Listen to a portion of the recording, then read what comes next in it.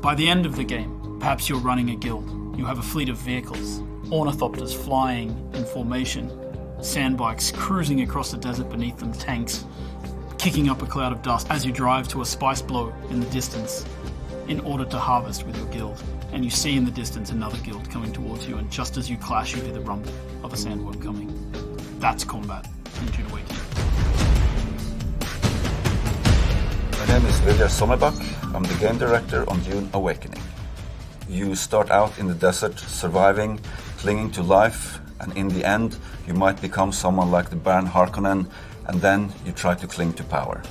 Arrakis is the most dangerous planet in the universe. Surviving on Arrakis means that you need to prepare for sandstorms, you need to find water, it's a constant threat against survival. Water discipline is an important part of survival. In the beginning, it might just be water for yourself. In the end, you might need industrial levels of water because you have industrialized your base. And the storms are an important part of survival as well. You have to find shelter in the beginning, you have nothing to your name. After a while you will have a base, and then you will build a bigger base so that that doesn't become as important. But then you always have to go out in the desert and make sure that you can compete against the desert. In the end, you might even be riding the storms of the desert to actually gain access to unique resources. But you always need to return, and every time you go out, you have to be careful of the worm. Because if you get caught by the worm, there will be nothing left of you, and you will leave nothing behind. With Dune, we have a particular focus on a style of combat that we like to call combined arms, and it takes all of the elements that players would expect from the books and the movies, and it puts them together in this great chaotic kind of experience. So we have vehicle combat, we have abilities that you might see in the great schools in the Dune universe, we have melee combat, and we have range combat, and all of these things work together to create both player versus environment, PvE kind of combat, as well as massive PvP battles for players to participate in. And it's the combination of these things that really makes it feel like sandbox combat, where players have the ability to, pick their loadouts and see how they go into battle.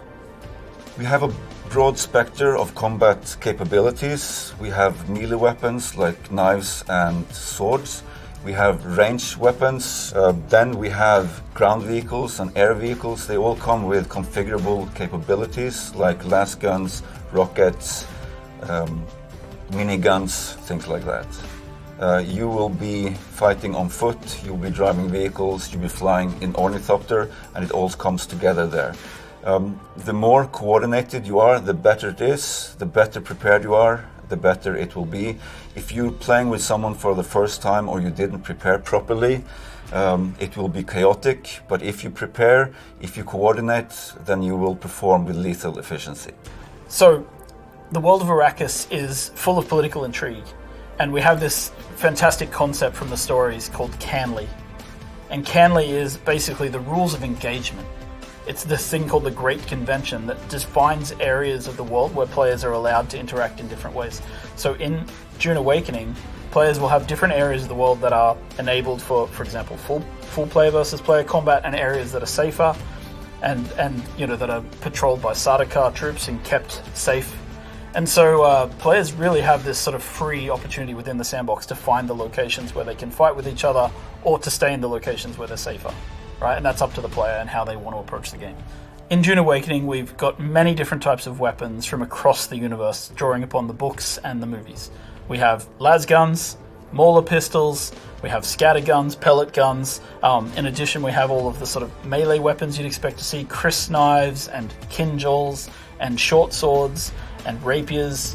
And in addition to that, of course, we also have abilities that players can learn through the great schools of the universe, such as Mentat abilities or Bene Gesserit skills. You can fight other players wearing Holtzman shields. There's a system involved where people will want to get close because the slow blade penetrates. And so you want to use melee to get through a shield in a duel like that. And of course, like if people don't have shields, because shields draw the sandworm, you want to make sure that you use ranged weapons. So there's a real interplay between systems, between the way that shields interact with both the world and the environment with sandworms, and also how they interact in close personal combat.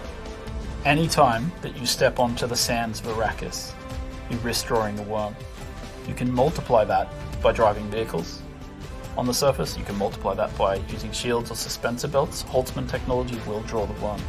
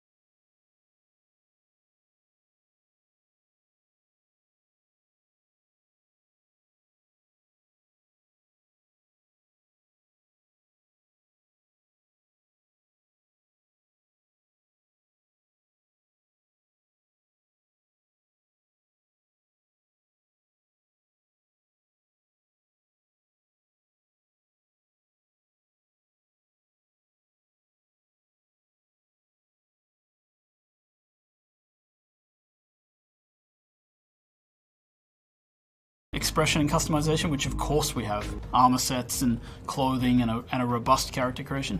But in addition to that, it's really about play the way you want to play. Do you want to be a trader? You can do that. Do you want to be a fighter? Of course you can do that. Do you want to be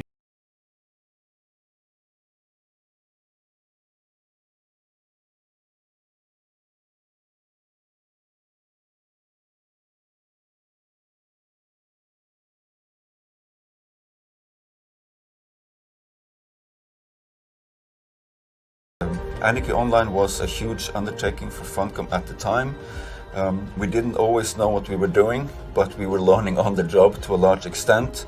As Funcom now has a long track record of MMOs, we know we're not new when it comes of challenges relating to server technology, to relating to player population balancing, with relating to the RPG aspects of it. So everything that went into the earlier MMOs that we did comes into play here.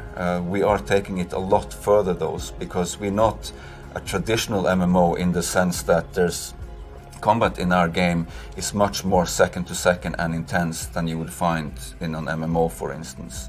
It's much based on the second to second experience, how melee, how ranged, how gadgets and abilities, how ground vehicles, how air vehicles, how it comes together in the ultimate challenge that is getting spice. In Dune Awakening, PvP is about large-scale competition and small-scale competition. Players in guilds competing for spice resources in the world. And PvP can be done on many levels between players, right? It doesn't necessarily mean players killing players. It can also be players out intriguing other players, finding ways to give them false information, tricking them into going to the wrong area to look for a spice blow, or perhaps like misleading them into looking in an enemy base for the wrong thing, right? In our game, spice is obviously a very important mechanic, as it is in Frank Herbert's stories. As players consume spice, they unlock the ability to level up skills in the game. And those skills, as you train them, you choose which ones to train. You have active skill training. As you train those skills, the more spice you consume, the more you're allowed to train. If you don't have a lot of spice in your blood, you obviously can't train as much. However, this also comes at the cost of becoming woefully addicted to spice. So the journey of the player, we've divided that into 4 parts. We think of them as survive, protect, expand, control. The survive part means that you're up against the planet itself and you're clinging on to life. In the protect phase, you've gathered some stuff, you might have a base, but you also want to make sure that nobody else comes to take it away from you, so you try to build defenses and make sure that your base is in the clear. Then, in the expand phase, you lift your gaze and you look around and you see that others have stuff as well, and you might want to take their stuff. Then, in the control phase, you may find yourself being a part of a guild or even the leader of a guild. Then, the goal is to control the flow of spice on Arrakis. However, you're never safe. There's always someone lurking around the corner. Can you really trust your second in command? So the goal of the control phase is that you are clinging to control. In Dune Awakening, we have a wide array of combat capabilities. Infantry consists of melee with knives, swords. You have ranged weaponry, gas-powered, las guns. You have gadgets, you have abilities. And building on that, we have ground vehicles, we have air vehicles with their own combat capabilities. And when all of this comes together, you'll find yourself in the desert, in a spice harvesting operation, and there might be another guild attacking you to get your spice. And whenever you get into combat in the desert of Arrakis, try to get it over with quickly, because not only are you fighting human combatants, but the planet Arrakis itself is the greatest protagonist there is. As you're fighting in the desert, there might be a sandstorm rolling in, and the sandworm will be attracted to the vibrations that you cause. So get it over with quickly, and then return to solid ground.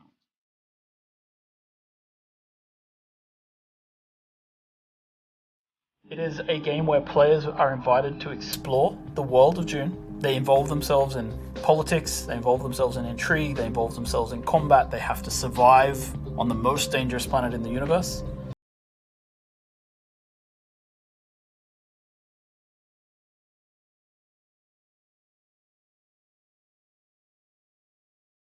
When Dune Awakening begins, you are a castaway on the planet in the deep desert, and all you have is a knife that you've made out of scrap metal. And you need to creep into enemy camps and knife them in the back.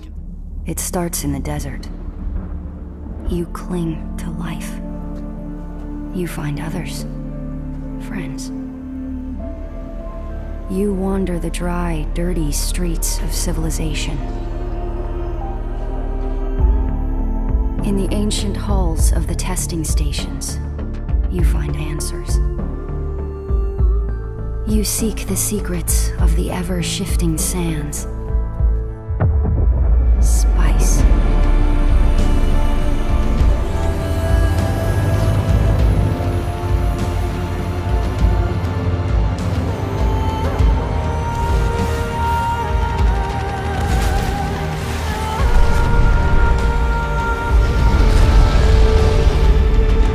You do all of these things in my dream, Sleeper. I am terrified of what happens when you awaken.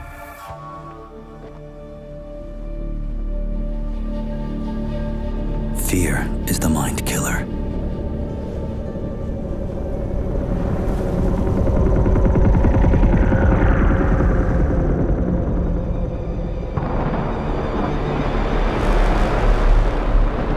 Fear is the little death that brings total obliteration.